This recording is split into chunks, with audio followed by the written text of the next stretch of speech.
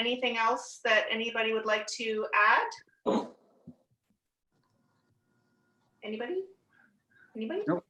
There's an report from I circulated last night. Yeah. I would like to have a discussion about this resident priority boarding, but I thought we could put that in with the fact discussion potentially. Sure. Is that everybody okay with that? Yeah. Okay, so recommend that the Transportation Advisory Committee approve the agenda for June 11th, 2020. Okay, so moved. So moved. All in favor? Opposed? Yeah. Carried. Oh, I should say that if anybody wants to talk and it seems like, just raise your hand or whatever, and I'll, if it gets crazy. The usual, like at the meeting. Okay, adoption of minutes. Has everybody had a chance to look at the minutes from last meeting? Any problems, issues? Nope. I'm good. Okay, I move that the minutes from the March 3rd, 2020 meeting be adopted. All in favor? Aye. Opposed? Good, thank you. Okay, so public comments. Is there, I don't believe there's any public comments. So shall we go to council referral 4.1? David? Okay, so did everybody read this? I mean, it's old history now. This was way back. Heather's letter was April 14th when she was worried that some critical services would, well, she was worried that BC Hydro was going to be reducing our service. It turns out the BC Ferries. It turns out the BC Ferries didn't reduce our service. We were quite lucky compared to most folks. Yeah.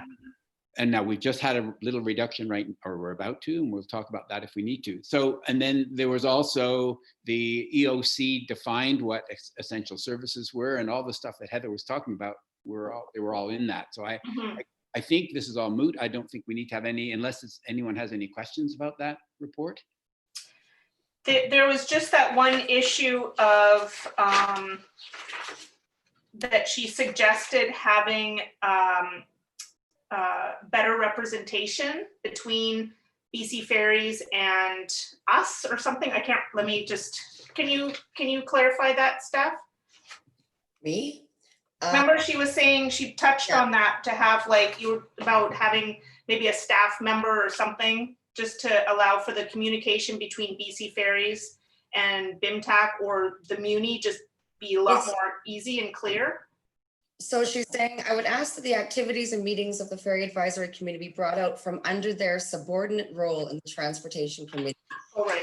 Yeah, I can speak to that, and Tyler can speak to it too. It's not a subordinate role. It's the Ferry Advisory Committee is a BC Ferries committee. It's not a municipal committee. So it's not the business of the municipality to decide what to do about it, or the business of BIMTAC to do what to do about it. So it's a separate committee, and it's up to the people who are on it, such as me and Tyler, to bring reports to BIMTAC, and I do it to council whenever there's new news. So that's it's a BC Ferries committee. Okay, so maybe we can do something like, there is a page on the BC Ferries website that has the minutes of those meetings. Oh, I provide a link on the Transportation Advisory Committee page. that's a good idea, Steph. Minutes. And anything else to make it more available to Bowen public? That would be a good idea. Yeah, and I guess, you know, I think I was negligent in not bringing it forward to council as much as I should have. And so I've been sort of, whenever I get anything from the FAC, I just forward that to council, and I mention it. I brought it up at the last council agenda when there was no news. So, when Hope has the, or the council has their Metro update on their council agendas, and do you want to include a ferry update in the council agenda? That's probably a good idea, Steph. I mean, it's not, it'll be rare, but nevertheless, it just gives me a tick box to say, oh, okay, Here's something I should say. Yeah, good idea, Steph. Anybody else have any comments about the letter or anything else related?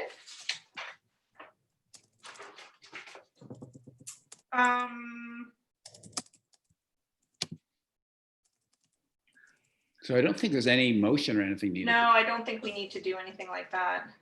You want to say like, okay.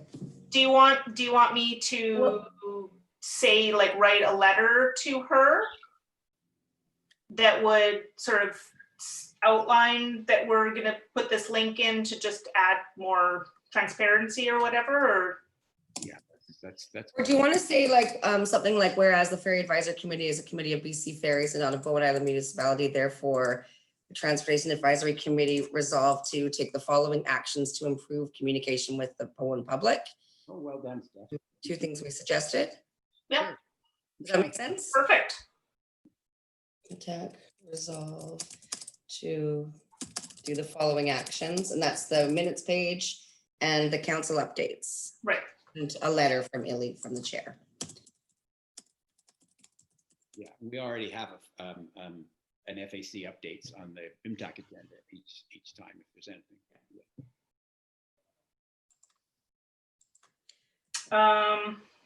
Okay. Sorry, was that wasn't a motion? That was just a Motion. It was motion. Okay. All in favor? Aye. All So- opposed? Yeah. No, carried. Okay. Let's see. Updates. That's it, right? Yeah, updates. So Emma. Ooh, can I share screen stuff? Yeah. Excellent. There you go.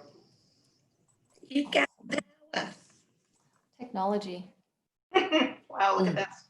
Okay, hope everyone can see the slide. Mhm. Just going to give a presentation on the updates here. To recap our 2019 work plan, we got over 2/3 complete and a remaining 20% was almost complete, expected completion in 2020. So just to refresh everyone's memory, these projects, I believe, was electric vehicle infrastructure, cycling network, Cardina, pedestrian safety. I think those are the three, yeah. So moving on to our 2020 work plan, as you can see, it looks very different. This is mainly due to the COVID situation that we're all experiencing. We are still a third making some progress. And hopefully by the end of the year, we'll have about 60% of our work plan complete, but about 40% will likely be canceled or postponed. So I'm just going to go over the key information on these three different groups. Under delayed elements, our cycling network improvements from 2019, as you all remember, was to put up some safety signage, and we also designed this unique road banner for deployment on the roads. The signage has been purchased and should be installed soon, pending staff availability. The road banner, however, we had planned to deploy that on the roads with some volunteers and bring more visibility and awareness to cycling safety on the island roads. But I think with the current health advisories, we should really avoid those kind of gatherings. We can definitely postpone that initiative until 2021. For the multi-use path. Can we have questions on that, Emma? I'm sorry, I don't understand why we would have a delay on that cycling sign. On the road banner? Yeah. Yeah, so when we talked about this at the last BIMTAC meeting, I believe the plan was, well, we would have it manned, so we weren't going to just throw it out and leave it on the road unsupervised. So we were also going to have like some kids and bicycles on the side of the road to bring more awareness to Right, the we're banner. going to do it with that cycling to school. Yeah, and time it with the cycle to school week, Yeah. which is not happening. Right.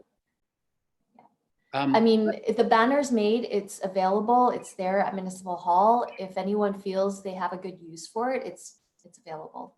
It's just what we originally planned, I don't think is recommended for the current situation. Well, we could still do an event, put it on the road and make sure we get coverage in the undercurrent. I mean, I'm cycling across the island and cars pass me when they shouldn't. Yeah, I don't me know. too. Yeah. Yeah. And there's going to be more people coming in the summer with bicycles. Mhm. And there's all sorts of talk about not on Bowen, but in Metro Vancouver about encouraging non-carbon transportation and actually closing roads down all across Canada, Toronto, Montreal, other places, closing roads down and making them for bikes.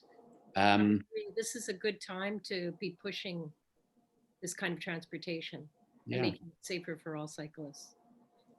Okay, would you like to connect offline to see what Yeah. we can do and bring this? Yeah, bring I'm this happy out? to be part of a group that connects offline and a couple Okay. of volunteers. Yeah. Okay, anyone that's interested, please send me an email and we could definitely coordinate something.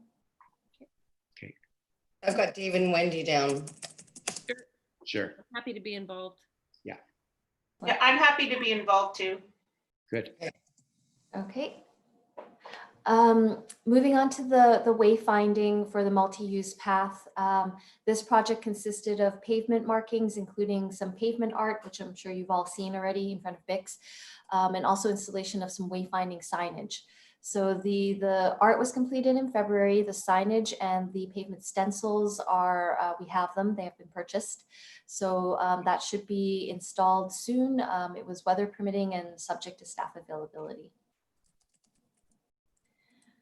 The two projects for improving pedestrian and cycling networks for this year, as part of the 2020 work plan, we had decided that we would work on the pedestrian footpath going up Seven Hills, as well as installing sharrows along popular cycling routes and budget permitting, installing some additional bike parking at Cove Commons.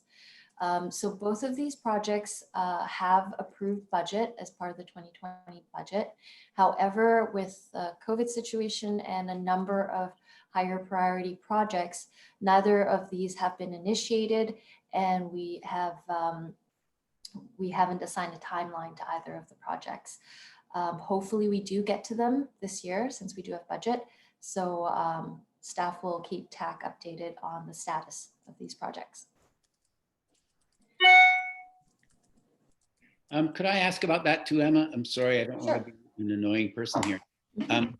But basically what you're saying is because staff are working at home, there's no one around to do this stuff. Is that kind of what you're getting at? Well, we actually no, because the improvements along Seven Hills and applying the pavement stencils would be the roads crew, and we are down. I guess Patrick could speak to that in more detail, but we are very limited in staffing right now. Okay, thank you. Yeah. Okay. So moving on. Yeah, so the Cardina project is actually very close to wrapping up, so that's exciting. I think some of you may have noticed the pedestrian lighting was installed in May, along with wheelchair ramps and a new handrail at Cove Commons. So the only outstanding item at this point is the tactile walking surface indicator for the visually impaired at the bus loading zone on Cardina. So this is something that we are working on and hopefully will be done soon. Once that's completed, we can then claim the significant amount of funding we got from TransLink. Great. And the electric vehicle infrastructure, these are the charging stations that we had purchased in 2018. In 2019, last year, council approved the installation site. That was in the library lot at the entrance from Bowen Island Trunk Road. But at this point, we are waiting on BC Hydro to approve a service connection. And they have not committed to a timeline, hopefully soon, because we've been asking them for some time now. As soon as we get that connection, we will be able to install the station. And that brings us to our one new project for 2020, A8 speed reduction. This project came out of a number of requests and speeding concerns that we're getting from the community, requests for speed humps and different traffic calming measures. And we really needed a consistent and fair way to evaluate these concerns, and also to justify different improvements that we're doing, speed related improvements. So we are going to be developing a traffic calming policy with community engagement to determine the most suitable measures for the island, as well as take on some legal housekeeping to make sure that our speed enforcement is good. And that will be necessary to implement the traffic calming. As mentioned in the staff report, we did get some Vision Zero grant funding from Vancouver Coastal Health last year. So we were able to use that to buy a number of speed limit signs and also get started on the necessary bylaw. That bylaw has received first reading from council. Second reading is pending a verification of the accuracy of the speed limits in the bylaw. And that verification is subject to staff availability, as just mentioned.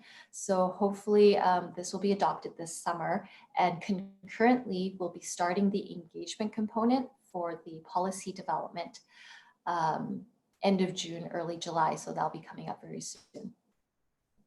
I'll just add a comment here, Emma. If Sure. I thought this was really interesting.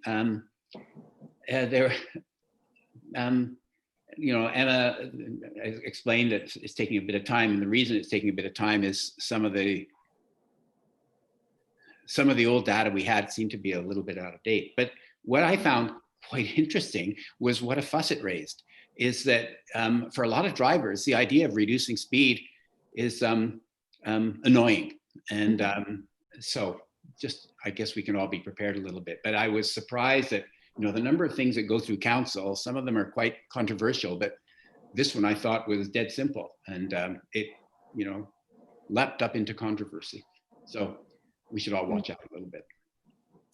Yeah, definitely. This is something staff had discussed, and it was brought up to actually just start with a clean slate and put 40 kilometers across the entire island. But that was really an anticipation of all the people seem very emotionally attached to their speed limits. Yeah, that's it.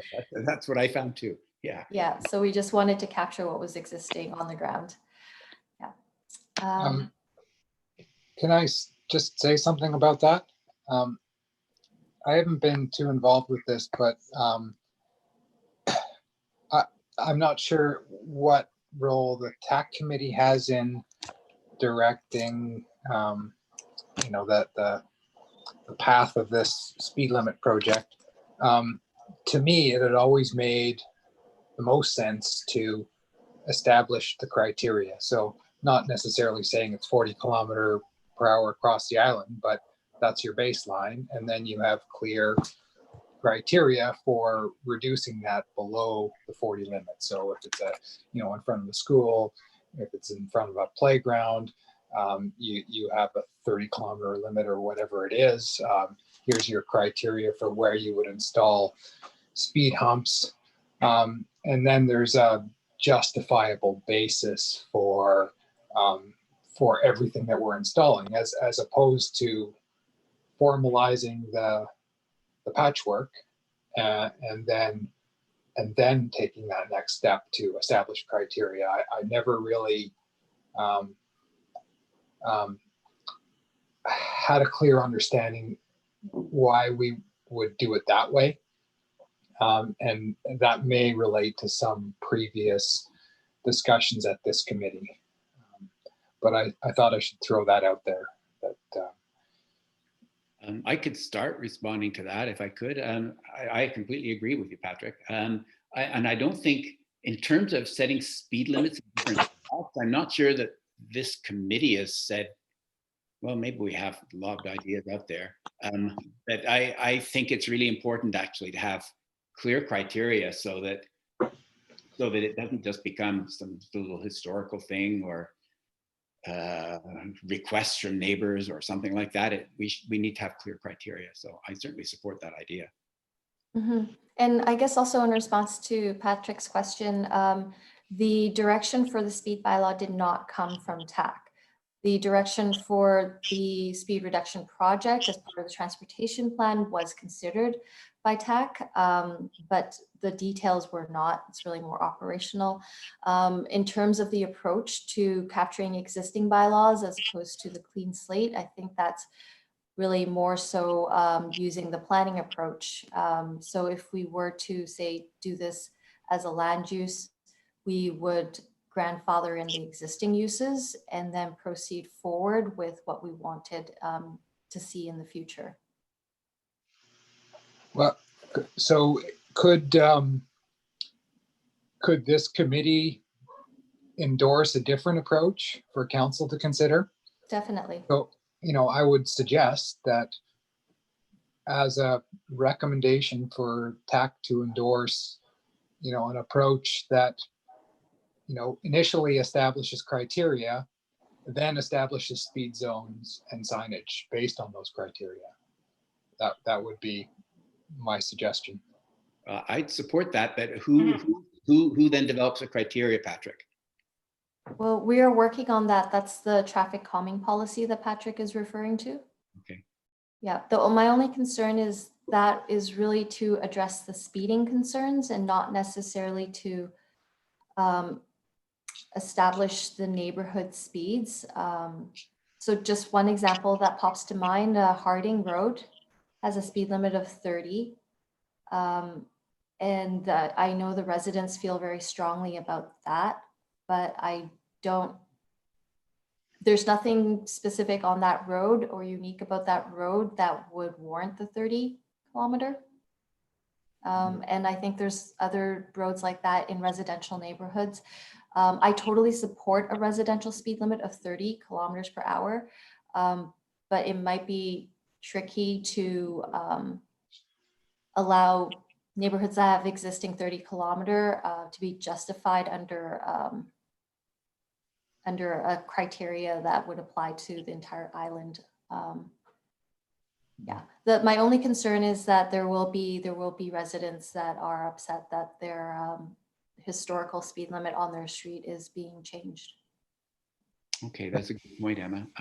Can that be built into the criteria somehow? Is that, boy, that gets really hard though, doesn't it? Do you get unanimous support or majority support or what? How do you do it? I think we shouldn't, I think it's much easier to establish the criteria and then show that we are strictly abiding by the criteria, even if that means we have to deal with one neighborhood seeing an increase. To just make any decision based on a mix is probably not going to look good in hindsight. Yeah.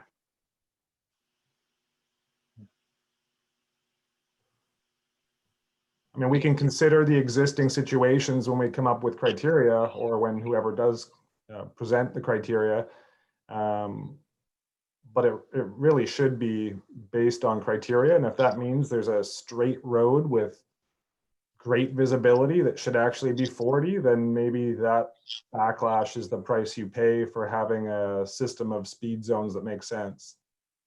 Okay, I guess also just a background on this, the speed bylaw was meant to capture the existing speed so that they can be enforceable, because as of now, none of the speeds are really enforceable. Anything outside of the 50 kilometers specified by the province or the 30 adjacent to school grounds and public playgrounds are not enforceable unless they are designated in a bylaw, a municipal bylaw. So the idea around that, I mean, based on legal counsel, was to have the bylaw in place. And if we wanted to develop a criteria for setting certain speed limits and certain traffic calming measures, we can apply that and amend the bylaw as we go forward. Well, I think So that was the background. Yeah, I think that's almost two topics, because when we've talked about this in the past, it was trying to get enforcement of existing speed limits. But we haven't really discussed in much detail, I don't think, changing them. It was always just about getting enforcement. So I really would like to put my support behind getting enforcement ability in place. primarily, and reconsidering speed zones as changes would be a secondary priority, I think, for me. That's kind of how this project was phased. We would have enforcement possible and then look at not even so much speed zones, but mainly traffic calming for problem areas. But we, yeah, like setting speed zones could definitely come as part of that second phase. So just to capture this idea then, that would say instead of Patrick's idea of having things figured out logically, we would just basically take what we have and say, okay, those are our speed limits, and put them in the bylaw, so now we can enforce them. And then as a second phase, we might relook at everything. But it would basically mean accepting everything that we have right now, just so that we can do that first phase. Is that correct? Yes, Probably- and then the bylaw, the speed limits can be amended as we go forward. It sure doesn't sound efficient when you say it out loud. No, my concern is that if we take the logical approach, which I'm definitely a fan of always doing it logically, is that we actually cannot get to the end point because we're too tied up with the setting the criteria and getting public support for the criteria, and then public support for the criteria as it applies to the island, and then getting that bylaw adopted. Yeah. That's my main concern. I'd rather, you know, kind of like with land use planning, that's why we grandfather things in. We start with what we have and then we improve on it. Okay, I'll stop talking. I think that, yeah, I'll support that approach.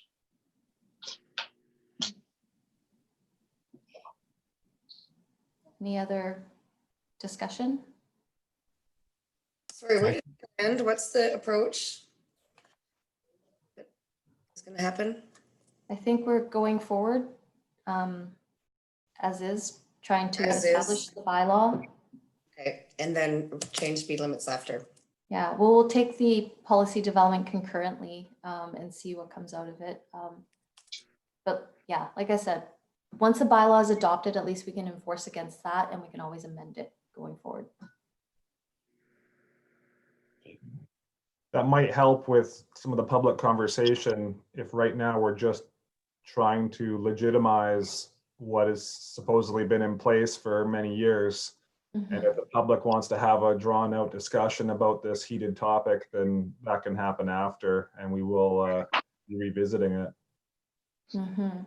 I mean, honestly, like David, you can speak to this. I've personally received over a dozen heated emails with people thinking that we were changing their speed limit. And when I responded that we were only legitimizing the existing speed limit, that was the only thing that made them calm down. So I really don't think if we were changing speed limits across the whole island to 40, that I think that would be a very different conversation. Yeah, I'll just speak to Emma's had some tough emails as a result of this, and and I think Emma put it well when she said people are emotionally attached to their way they drive their cars. Are we good, Steph?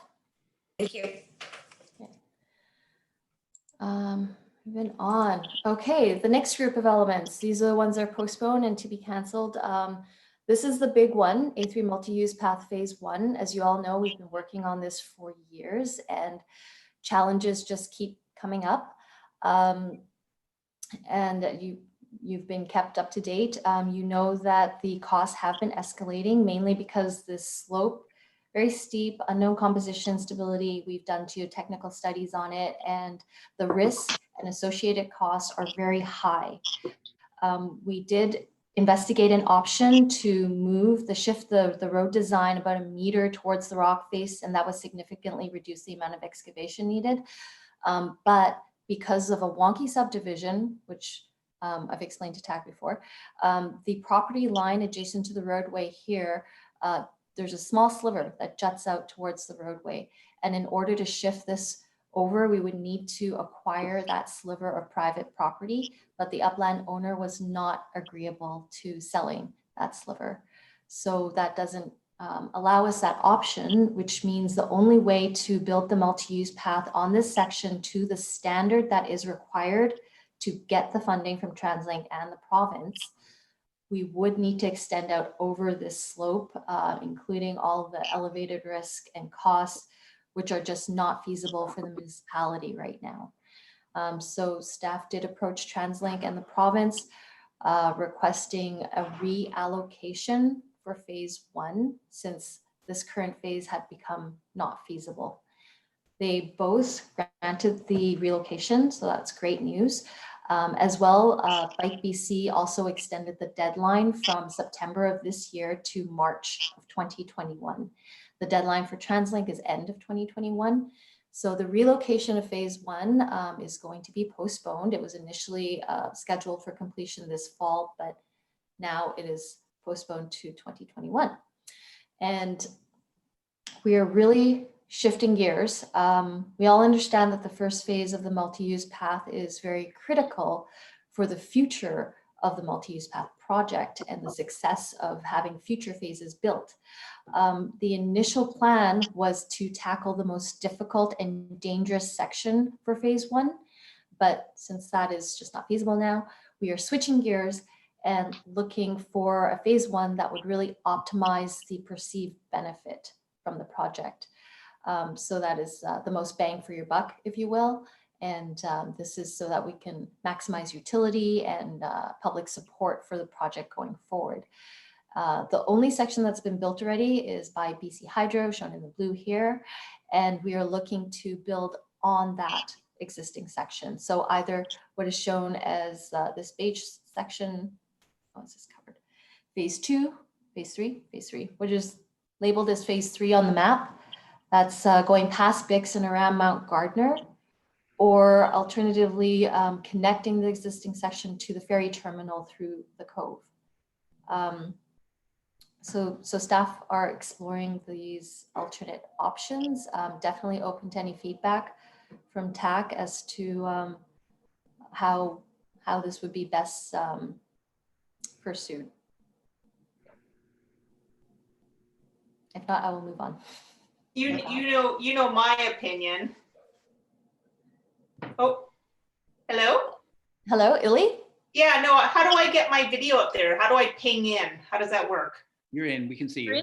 Oh, you can. Oh, sorry, never mind. Anyways, you know my opinion, how I've always wanted to start on the opposite end. I figured that would be more bang for your buck, but that's something that they won't.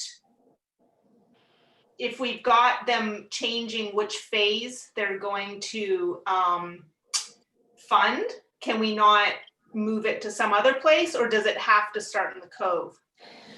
No, we still have to send them the details for the relocation, so we're still deciding where. Okay. Can I put my hat in for phase 5 part, starting from the other end, moving forward, moving towards the cove? Mm-hmm. Do you have any supporting rationale? I think that would probably be the best area bang for your buck, right? It's pretty much already there. The path is already there. But if you show people what we're planning, potentially like what happened with, the little bike part that was done by the school, then there'll be more support. I feel right now there's so much in the planning part of it, in high expense parts of the path, that people are getting lost with the money.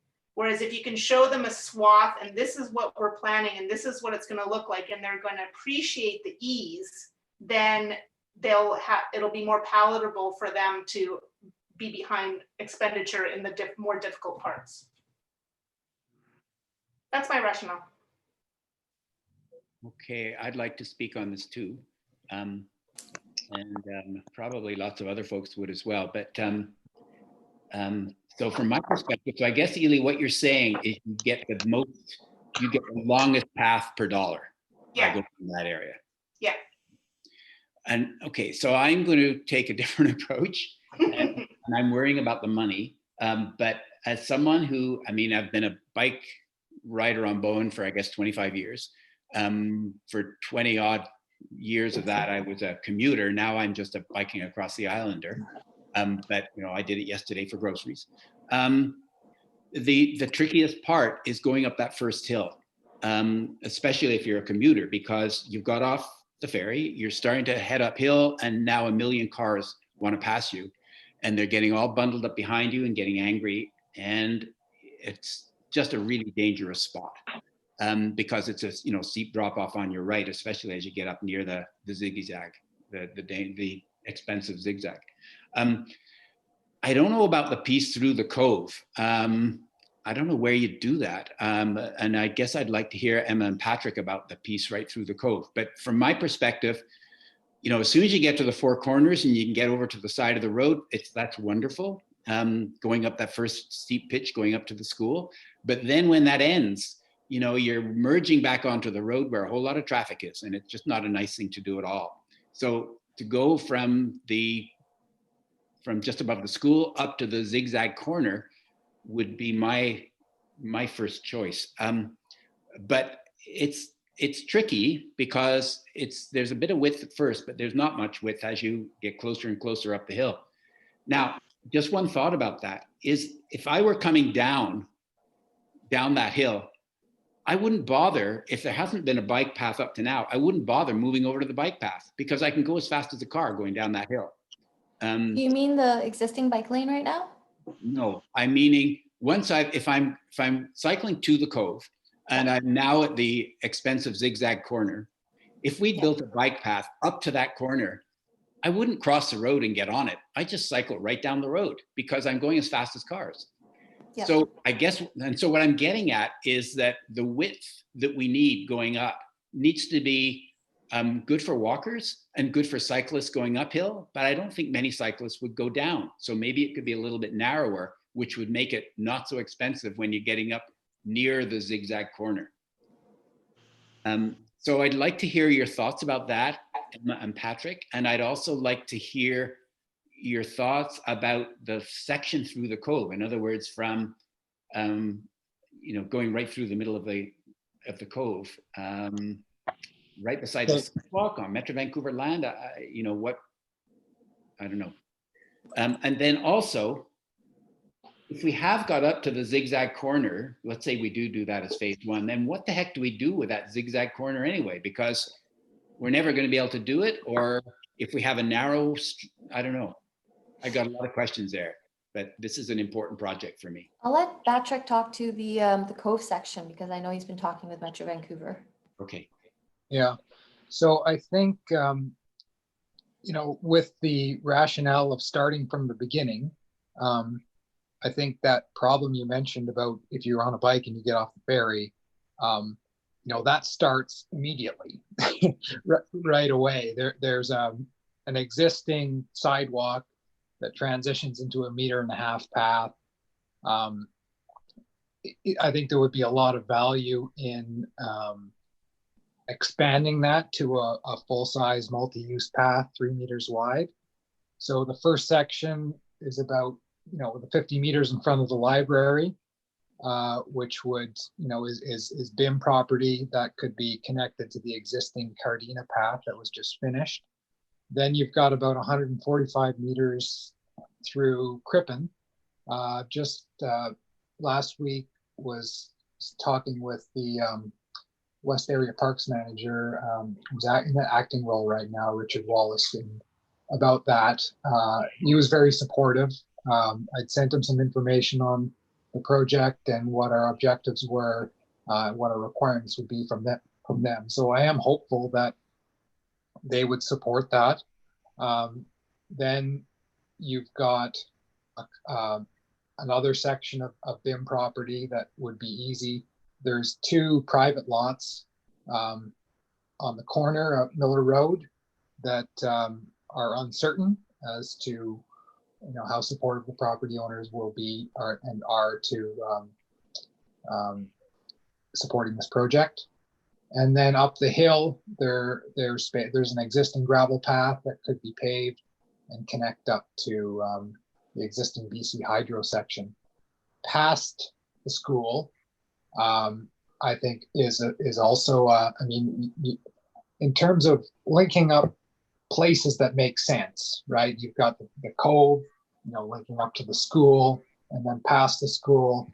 If you're looking at a chunk that makes sense to build support from, linking up to Artisan Lane, access would be a good one. I don't know that we'd get as far as the S-bends, and I'll speak to that in a second. And then, so that section, there's a question around what is the best approach. Is it widening adjacent to the road, or widening the existing off-road path, or some combination of those? So I'm in the process of putting together an RFP scope of services to be used to procure a consultant that will move forward on the design of both of those sections, the cove piece and the past the school up to Artisan Lane. That's the current plan. And then part of that work would involve cost estimates and phasing options that would take into account our grant funding deadlines, the current budgets that we've got allocated. And so based on that work, which will hopefully be occurring over the next few months, we'll see what we can piece together as a phase one project that that makes sense, that adds value and builds support for future phases. The other piece that I think we've kind of touched on is those the S-bend challenges aren't going anywhere. That section, the initial phase one section, is extremely problematic. To do anything, beyond a narrow or a fairly narrow bike path on the side of the road. There's a question that comes to mind is should we be investing some more effort into re-looking at the waterline pathway in the valley? I know there's some challenges with that. The overview report that Urban Systems did dismissed that option based on environmental and property issues.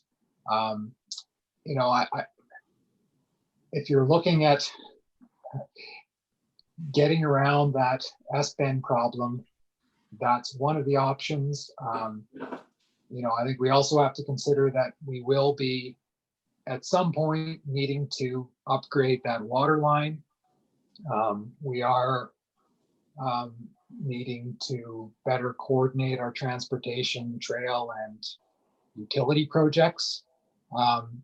So I'm toying with the idea of throwing that analysis into the scope of services we're looking for from the consultant that we'll be hiring. And neither of the phase one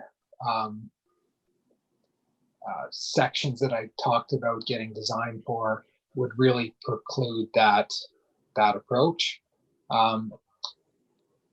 Everyone here has more history with this project than I do. This is my take on what we should be doing as next steps going forward. So I appreciate your thoughts. I'd love to comment if I could, Ely. Patrick, I like pretty well everything you said. I agree with your rationale. I like your approach, and I absolutely love the waterline path. Emma doesn't agree with me on that. I've walked it. I love it. It would be a fantastic cycle route. It's got a grade that works instead of nasty grades. Anyway, but I'd love the idea of you including that in your feasibility. I know there's some property issues, but we have a developer who has a huge advantage in us doing that path, and he's very good at figuring out property issues. You all know who I'm talking about. Yeah, if I had to choose between the Snug Cove portion or phase 3, I agree with David that the phase 3 portion, the light gray portion there, past the school, would probably be most advantageous for everybody right now. But I'm confused. Does that just go to Artisan lane there, or does it go past? Well, at this point, I mean, at this point, it would be going to Artisan Lane, which is, you know, one of the key destinations that you want to link up to along this path. Past there, I think, is subject to this question about, are you staying along Grafton Road Right. or using the waterline route? Okay. Because I thought that was David's suggestion of that area was because it included that hill, or maybe I'm wrong. Well, no, it's a good point. I was thinking of going right to the S Bend, but Patrick is right. There are two important destinations at that turnoff, because there's the school, the preschool, and all that kind of stuff as well, and the other schools and the church and so on. So that corner is pretty important. And from there, if you were going to do the waterline route, that's how you access. That's one of the ways to access the waterline route, was right from there. So, but what I liked about Patrick particularly is getting an analysis of how much all these chunks cost and trying to figure out, okay, we've got a basket of money sitting there.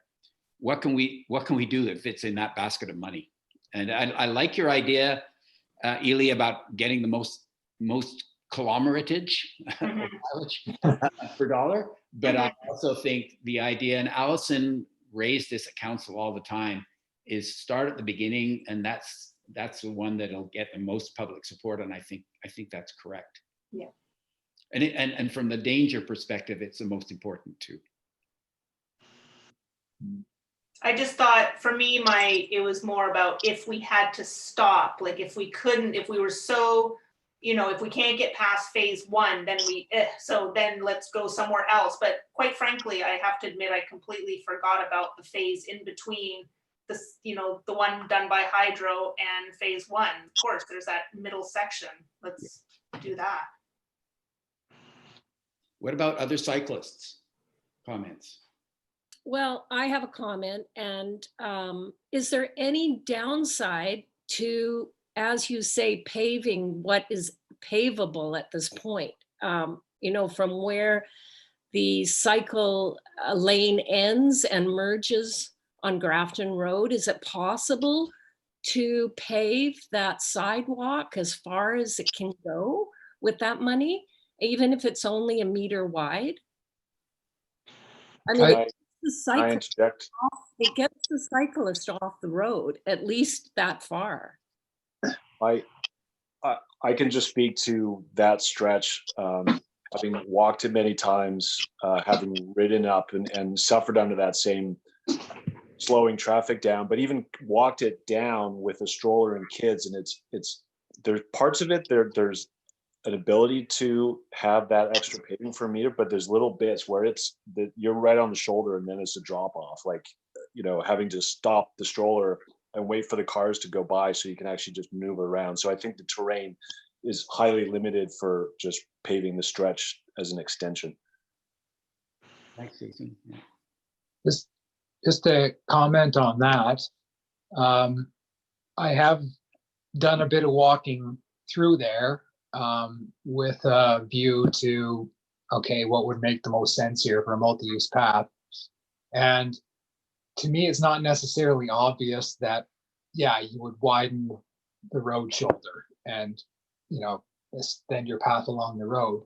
The other option, which, you know, may or may not make more sense, is where the BC Hydro section ends, that your main path carries on down, you know, about 30-40 meters on Mount Gardner Road.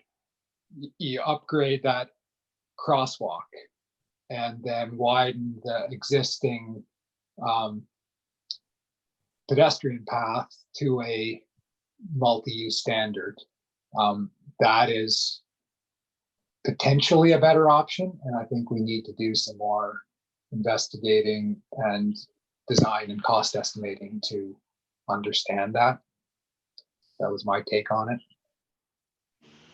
And can we also, I know I brought this up before, and I know that there's the standard is a 3-meter width to the path, which, I mean, we can bring that down. Yeah. Right, to a meter and stuff if there's stuff in the way. I mean, we're not stuck on that, but we have to make it a 3-meter swath the whole way, right?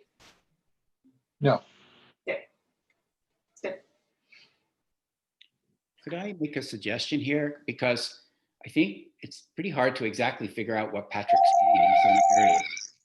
I'd like to go for a walk with Patrick on these ideas, just to sort of discuss it, look at it, and look at some of the options, and maybe some of the other folks would like to do the same thing.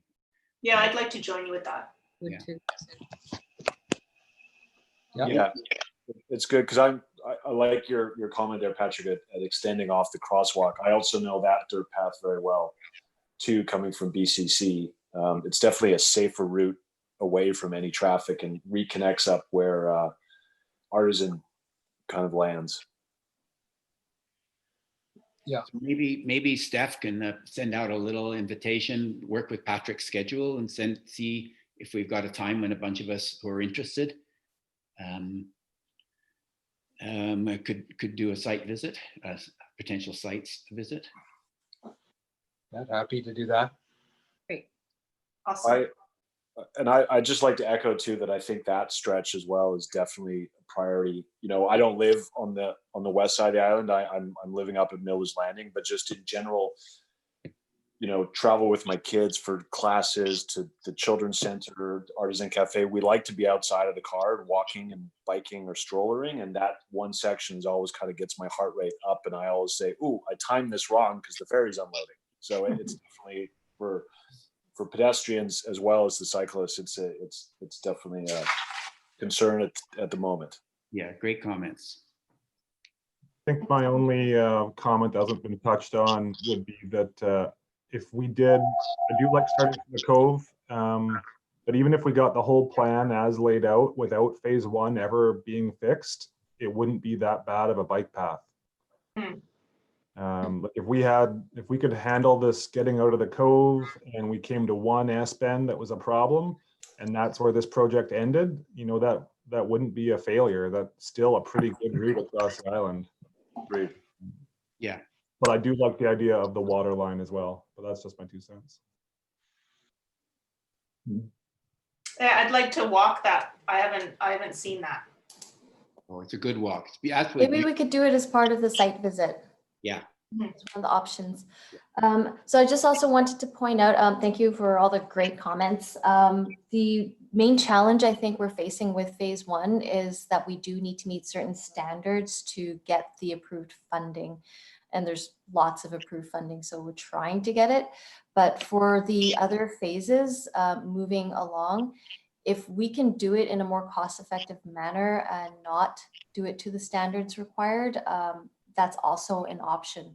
But just keeping in mind that does cut out a lot of external funding out there that requires a certain standard.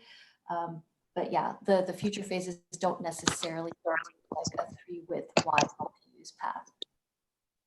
So if I understand that correctly,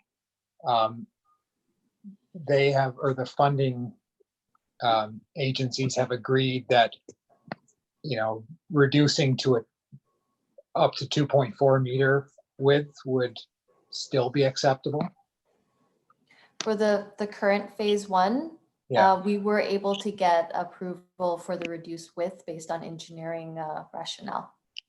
Okay. Yeah. All right. Is there's more, Emma, or are we still any more comments about this part? You're done? No. All right, moving forward. Okay. Okay. So the second postponed element, this one's way more straightforward. We were going to try and come up with some park and ride incentives based on some grant funding from TransLink. It's their Travel Smart grant, which was canceled this year because of the financial issues they have from COVID. So TransLink expects to resume the funding next year. Staff is recommending postponing this element until 2020. And for the regional engagement elements, we have quite a few of them, and these all are recurring. We do them every year. You really recognize them. But based on the previous TAC meeting, where there really were no pressing or urgent concerns that needed to be brought up at the regional scale, and because transportation across the region has come down so much because of COVID, staff is recommending that all 4 of these elements be canceled for 2020, and we can reconsider them in 2021. And just wrapping up, because I know we're kind of over time. These are a couple things that are separate from the 2020 work plan. They're more of a follow-up to some of the completed elements from the previous work plan. The active design guidelines, as you'll remember, is to help encourage developers, make new developments more conducive for active transportation and healthier lifestyles. We were supposed to bring that to the development industry and the greater community for awareness and uptake, but that engagement was canceled when COVID first hit. So we are looking to bring that forward again, purely online through an online platform called Citizen Lab that we've just started subscribing to. And we'll also be putting the school travel plan on that platform. That was completed last year, and it came with a number of recommendations for all 3 schools on Bowen Island to help encourage healthier travel to school, healthier and safer. So hoping to get that out before the return to school in the fall. And the speed reduction engagement that we just discussed about the traffic calming will also make use of Citizen Lab. So once those projects are up and running, staff will be sharing that with TAC. And the last slide is just to bring up the various elements for discussion, which I feel like we've had quite a bit of discussion on, but just a refresher, we had a number of delayed elements, some postponed and canceled elements. So last chance for feedback. If anyone has some comments or questions, this is the end of my presentation. Anybody? Now, we just were providing feedback. We don't need to any official recommendations or anything like that to council or staff, right? I think this is a Steph question, but if we're making we're changing the work plan, should we make a recommendation like that these elements are postponed and canceled? I think if Emma's proposing that these last 2 slides, if you guys don't object to it, I don't see any harm in voting to say that you support these decisions, because they do predict what was put to council. Yeah, I think that's right, because the plan went to council, and council should be informed of these changes. Okay. So, So we will make those recommendations on those slides. Is everybody okay with that? All in favor? Aye. Opposed? I can't see anybody, so oh, hopefully nobody's opposing. vote if you're opposed.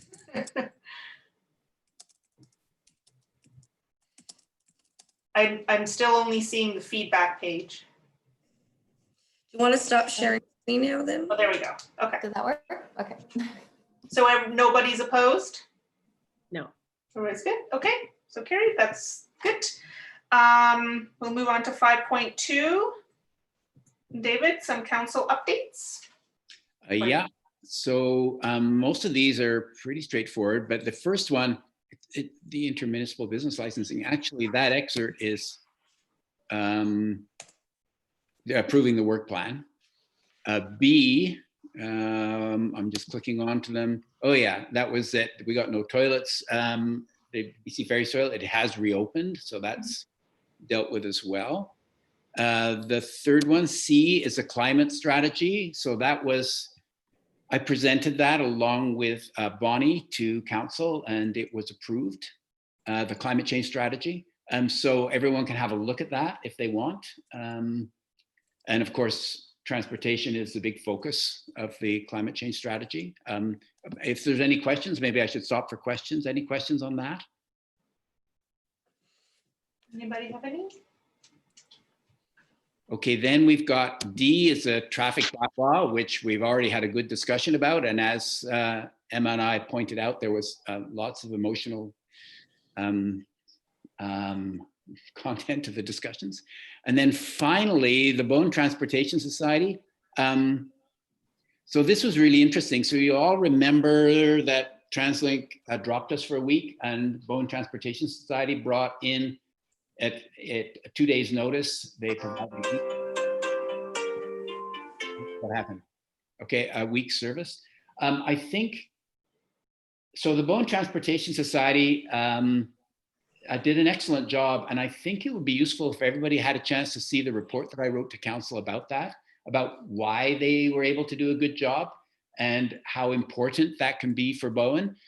One interesting information in terms of Bowen's transportation is that the Bowen Transportation Society is going to apply to provide they're going to apply to the contract, to the RFP for the on-island transit contract. And so the report that I wrote around the work that they did for that week speaks to the value of having an on-island, more flexible service provider than what we have right now. What council date does the report go to, David? I can circulate that. It was not it was one meeting ago, not the one that was this last Monday, but the week before that, I think. Okay. I think you'll find it, Steph. Okay. So anyway, so there'll be more coming about that, about whether the Bowen Transportation Society, they'll want to be able to demonstrate public support in some way or another, but I'm not a member of the board of the Bowen Transportation Society, although I was a founding member of that. I resigned from the board once I became elected. And so I'm kind of the council liaison, but I don't have any conflict of interest around that. So that's sort of an update about the work that Bowen Transportation Society, BTS, is doing. In terms of their work on the express bus, there was a board meeting last night, or I forget, that Tuesday night, whenever that was,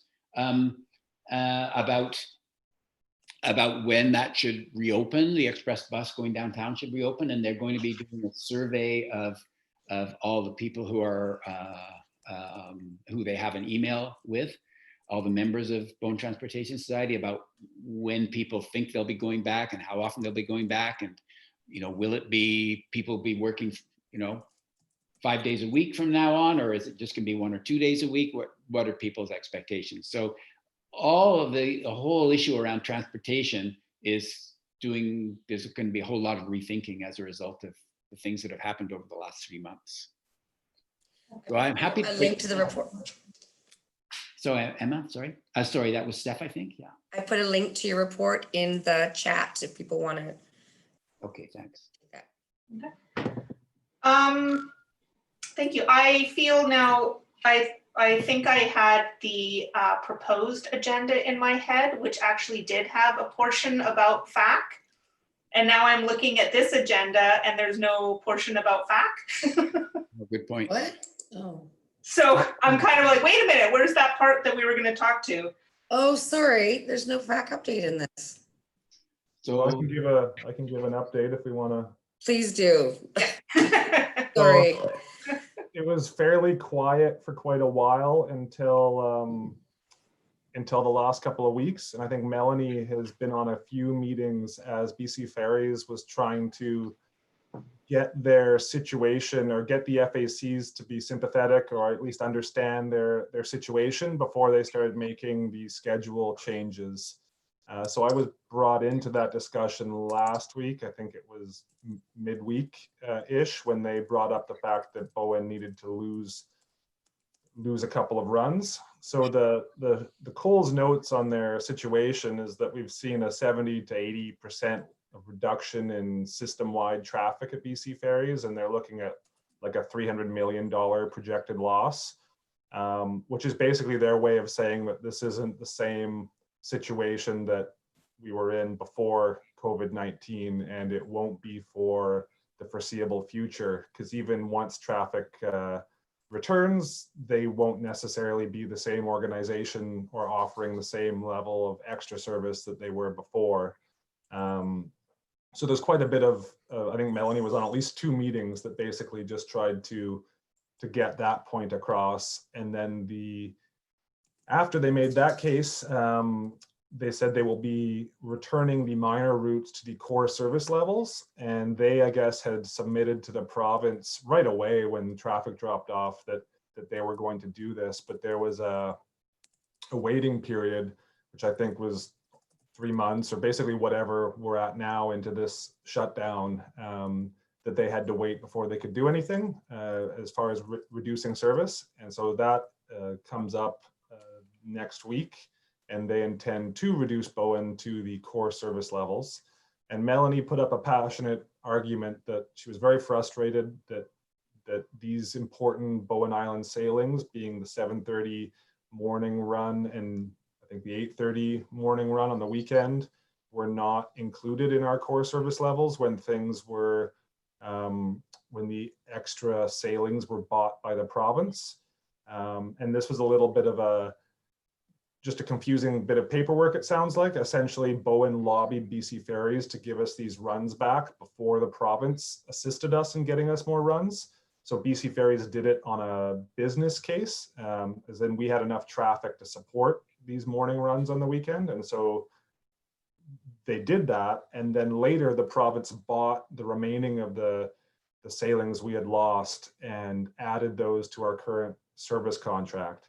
So now BC Ferries is going to return to the core service. And because of the way that those changes unfolded, these 2 runs do not count as core service. So they told us last week that we were going to lose these 2 morning runs, and solely based on the public energy on trying to get these back previously, it was decided that, well, we probably don't want to lose the 2 morning runs on the weekend for all the same reasons that people had years ago when we fought for this the first time. There was no time to come up with the best solution for which runs are going to be removed. So the ones that were suggested by the FAC were largely based on just simplicity of decision. So because we already don't have a 7:30 p.m. on Saturday, losing the 7:30 p.m. on Sunday seemed like a simple return to a similar schedule when previously we had no 8:30. However, keeping it 7:30 was suggested just so that it was less to remember schedule-wise. And the Tuesday was chosen almost just because we couldn't think of a reason why not. But other days were ruled out for just Monday and Friday being busier. Wednesdays, we already didn't have a dangerous cargo sailing. And Thursdays, based on statistics we've seen, are the busiest days for our ferry. So Tuesday was the second run chosen to lose. And so these 106 sailings a year, I think, are essentially gone permanently, but they're not necessarily those 2 sailings. If we come up, like if this doesn't work and we find out that all the problems with losing these 2 sailings in the next month, BC Ferries will be flexible on changing that. But essentially we've lost 106 yearly sailings for the foreseeable future. And even when we get traffic back, BC Ferries seems agreeable to try and meet demand, but to actually gain those sailings back, it may not come back as soon as demand does because of their financial situation. They would have preferred to lose a bookend sailing like the last or the first sailing. And that does make sense traffic-wise, but if anyone happens to work like on a Sunday or Saturday night, they may rely on that bookend sailing to get home. So the bookends were ruled out that way, but that would actually save BC Ferries more money because they could shorten the shift. And our schedule has been truncated or tightened back up to on the half hour so that they can run shifts without incurring overtime. So that's why we're back on the half hour. And yeah, so things are going to be flexible with them other than them spending more money on us. That's pretty much the summary there. What time's the Tuesday one, Tyler? So I can't remember which side is which. We've lost this, I guess it's the 7:30 leaving Bowen and the, No, the 7:30, well, yeah, I'm sorry. You're speaking about the ones that they wanted, Tyler? yeah, so it was a 7:30 morning that they wanted to lose on Saturday and Sunday, but we have offered up the Sunday leaving Bowen. So I guess that's 7 leaving Bowen, 7:30 returning, and the same on Tuesday. No. So sorry, how does that, if the kids go back to school, they're not gonna go on 7:30 on Tuesdays? Coming Oh, that's home. coming home. 7:30. That's coming home. So Okay. PM, not AM, right? Yeah. And this will be up for reconsidering which sailings are best in a month, or I think we've said sort of towards the end of the summer when we know what's happening with the Bowen COVID commuting kids situation. Mhm.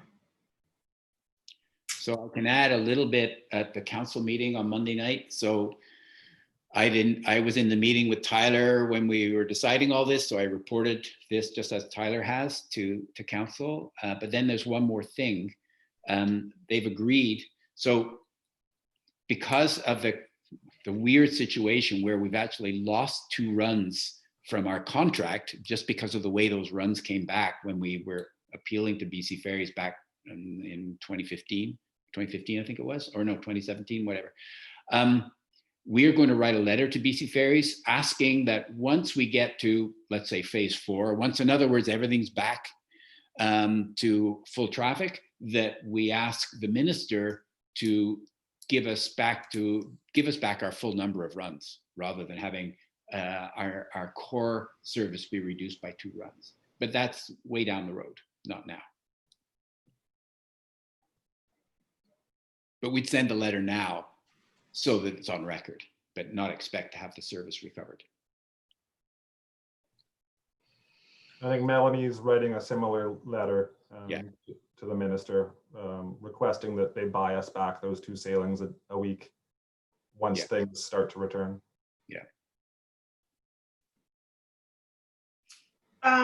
If there's nothing else from you, Tyler, I'd love to discuss this, the resident priority loading. Oh yeah, I can. Yeah. That was direction from the ministry to BC Ferries when they reduced the service, mostly on the other routes, because we hadn't seen a reduction. But anyway, the direction from the ministry was to make sure residents get priority boarding if needed, since you've reduced the available sailings for them to get home and get to the city. So BC Ferries didn't have to do anything for the longest time because all sailings were running at 50, 60%. So there was no such thing as an overload. And then just when people started to go back to work last week, I guess it was, we started to get close enough to a full sailing that they said, oh, well, we better separate the residents and non-residents on Bowen as well. And that instruction was only valid to BC Ferries in this ending or the last phase of COVID restrictions. So we are not sure if in the next phase, which I guess may happen later this month, if the province will give them the same direction. So if they don't give them direction, we might not see this continue. So this has, I think, caused a lot of chat on Bowen social media, but it may not be of any substance. For one, there's not really any overloads, and 2, it might not last much longer, but we don't know yet. I was contacted by a member of the public who, Karen, who has the dog ranch, and she had on numerous occasions, a client who was coming over to Bowen for dog training missed the ferry because they said they were, they weren't residents, and so they were put in the other line, and then they missed the ferry. But, so she was asking, how can I make sure that my clients get on the ferry, because they're not tourists, they're coming over, for an appointment. And I said, because I don't think anybody, including in subsequent conversations with BC Ferry staff, nobody had any prior, knowledge of this happening. It was just kind of like thrown at everybody. And so I suggested that she contact BC Ferries, because they very well may have something in place or whatever. And but then when I looked at this list of essential service providers, the dog ranch is on there. So really she would just have to tell her clients to say that they're coming over for an essential service. Oh, good point. Yeah, what sailing, did they miss the sailing because it was overloaded? Was this a morning run to Bowen with all the contractors? I would assume so, yeah. Because it was something where they missed the ferry. So yesterday I went through, or not yesterday, day before yesterday, I was in town. And when I came back, I talked to both the ticket agent and the woman who's down at the stop sign, down further. And the ticket agent was just saying, basically have them say that they're essential kind of thing to go through. And when I talked to the woman down below, she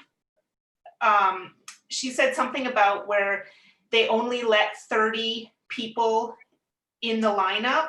Like they only let 30 people that are not residents in, and then the rest of them are not given a ticket, something like that. So it sounded really, I have no idea. I'm just curious, is there any way to see the internal memo or whatever? Like what are the specifics set down by BC Ferries? Like what do they tell their staff? Well, they haven't told us, they haven't come up with much because they don't expect this. They expect this to be a 1 week confusion and then to disappear. Oh, okay. Like Darren's tone in the conversation was that he didn't have much to say about it because he wasn't sure this was going to last a week. Right. And there was no serious traffic issues to speak of. So it wasn't going anywhere. If this does get continued through the summer, then there will be more discussion with Darren and we'll figure out what actually is happening. But basically, we're waiting to see if this gets imposed by the province for the next phase of COVID restrictions. Yeah, because I think it should be more of a, are you a resident? Like there's just such a gray area of people that do need to come over as opposed to a tourist, right? So I don't know how that can be factored out, I think this is exactly why they haven't said anything. It's because Yeah. it's a giant mess if they have to do this. Steph? What's the status with reservations on Bowen? Has that ever been a thing? Reservations on That is going to be a possibility in the fall, maybe whenever they get this new website rolled out, which is required a complete redo of their entire computer system company-wide. They will have the ability to do things like reservations for Bowen, but it will only be if Bowen asks for it. So they have at the last two FAC meetings, we've talked about this and they've said, we will only get reservations if Bowen wants it. They have no plan to do it themselves, but they will be able to whenever the new website comes out, which is currently slated for fall of this year. But that's already a year and a half late. Does Bowen want it? I don't know. Would that mean like I go shopping in the city and I need a reservation to make sure I get back?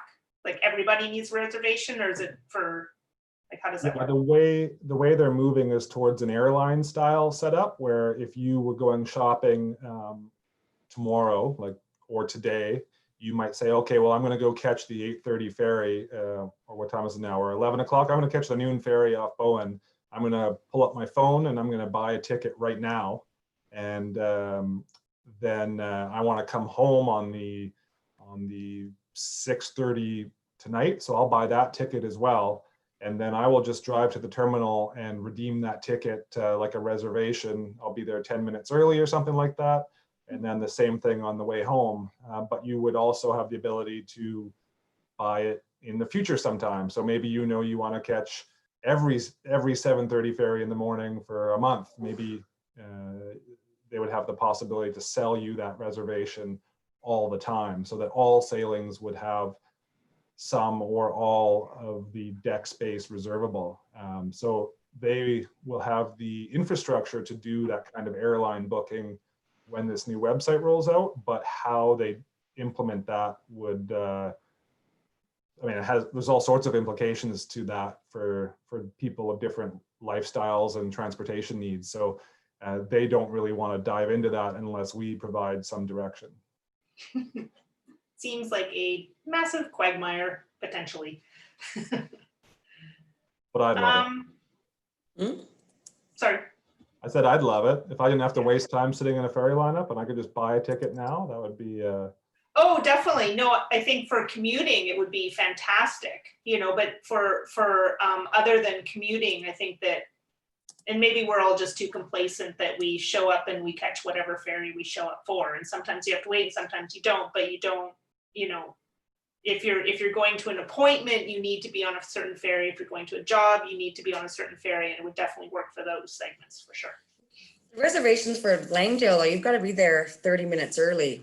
Mhm. It's pretty rare that you're waiting longer than 30 minutes these days with the yeah, I ferry. wouldn't take any existing procedure as and project that onto what they're talking about. I mean, part of those are in place because they don't have any sort of advanced infrastructure for managing tickets and whatnot. They need to physically put you in a separate space and give you a piece of paper to sit on your windshield. So I'm not sure what the details of their capabilities will be, but I don't know what that time restriction would be if they did a reservation system on Bowen.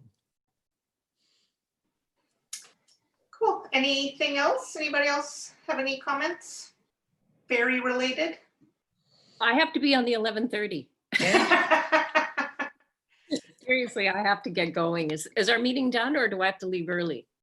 No, I think we're done. Is everybody, there's the next meeting to be determined, I guess, when, you know, we Council referral at this point. council referral. So everybody take care. Wendy, go catch your ferry. Okay.